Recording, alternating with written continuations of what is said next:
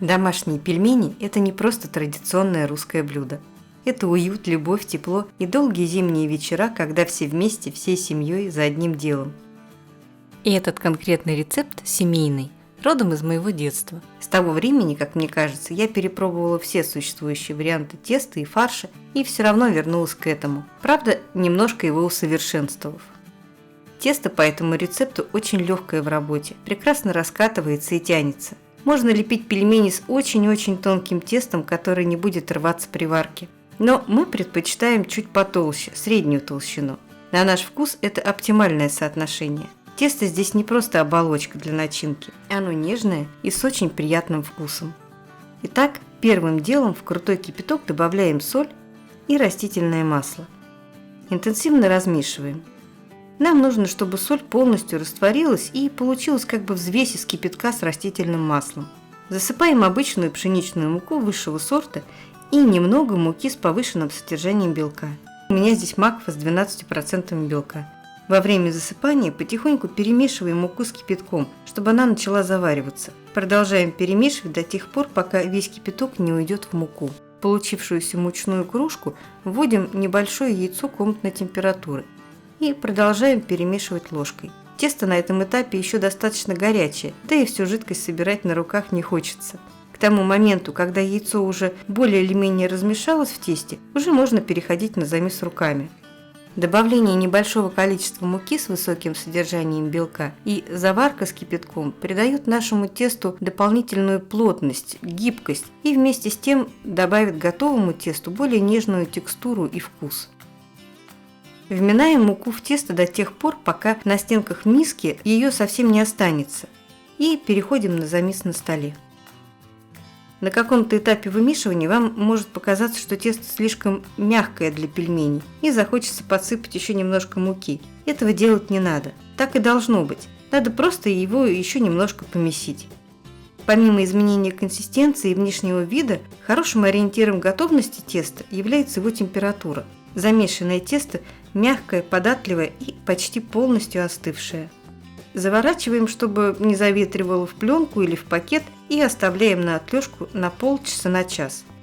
Пока тесто отдыхает, делаем начинку. Готовый фарш мы никогда не покупаем, всегда делаем сами. Чтобы начинка получилась сочной и без кусочков лука, лук надо очень хорошо измельчить. Доставать мясорубку ради 1-2 луковиц мне не очень нравится, и совсем не нравится тратить время на шинковку ножом. Поэтому я использую простенький измельчитель. Складываем туда крупно порезанный лук, соль, черный молотый перец и молоко или 10% сливки. Включаем на 1-2 минуты и готово. Фарш для пельменей у нас всегда говядина-свинина 50/50, дважды пропущенный через мясорубку со средним диаметром отверстий. Выливаем туда луково-молочную смесь и сначала просто перемешиваем. На этом этапе фарш еще жидковатый. Чтобы жидкость не отсекалась и хорошо объединилась с мясными волокнами, фарш надо хорошенько отбить.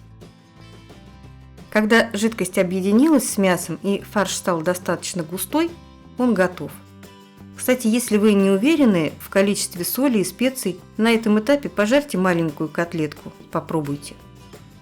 После отлежки тесто стало совсем пластичное и податливое. В зависимости от того, сколько у вас места на столе, разрезаем его на 2 или на 3 части. Тесто, с которым мы не работаем, обязательно храним в пакете. Припыляем стол и тесто мукой и начинаем раскатку.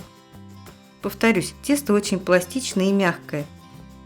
Давить на скалку сильно не нужно, поэтому руки от раскатки не устают, и им можно делать не 1 замес, а 2 или даже 3. Это не тесто для пасты или равиоли, после которых с непривычки можно остаться без рук. Стол и тесто сильно присыпать мукой не надо, лучше припылять, поменьше, но почаще. При этом тесто не должно липнуть к столу или к скалке. Раскатывать можно в разных направлениях. Для этого вида теста это не важно. Обычно я раскатываю таким образом. Раскатала в пласт. Как только стало липнуть к скалке, к столу, припылила тесто с одной стороны, перевернула. С другой стороны припылила, еще раскатала. Толщина раскатанного теста в нашем случае около 1 мм. Повторюсь, это оптимальная для нас толщина. Можно делать и тоньше, и толще. Все зависит от размеров будущих пельменей, ну и от ваших личных предпочтений. В качестве вырубки для заготовок на пельмени я использую вот такое кулинарное кольцо или обычно пластиковую вырубку под печенье. Ну и дедовский способ стаканом тоже никто не отменял. В общем, годится все, что поможет вырезать ровный круг нужного диаметра. Оставшееся от раскатки тесто не выбрасываем. Собираем в комочек и убираем в пленку к остальному тесту.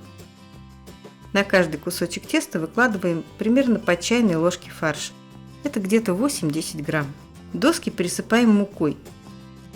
И перед лепкой слегка смачиваем водой края теста. Благодаря такому приему краешки теста остаются сырыми и пельмени лучше и быстрее защипываются. Способов лепки пельменей огромное количество. Я использую 2 наиболее распространенных. В первом случае одним движением скрепляем края, затем защипываем середину и оставшиеся краешки скрепляем вместе.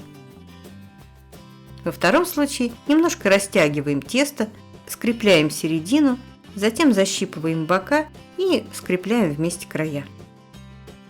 Рука набивается быстро, и довольно скоро вы сможете лепить один пельмень примерно за 6-7 секунд. Соответственно, также поступаем со вторым и третьим кусочком теста. Остатки теста, которые мы складывали обратно в пищевую пленку, вымешиваем до однородного состояния и раскатываем так же, как и предыдущие кусочки. С единственной разницей в количестве муки на подпыл, потому что муки тут уже достаточно. Третий раз такое тесто, как правило, для пельменей уже не использую, потому что оно уже больше похоже на тесто для равиоли, а не для пельменей.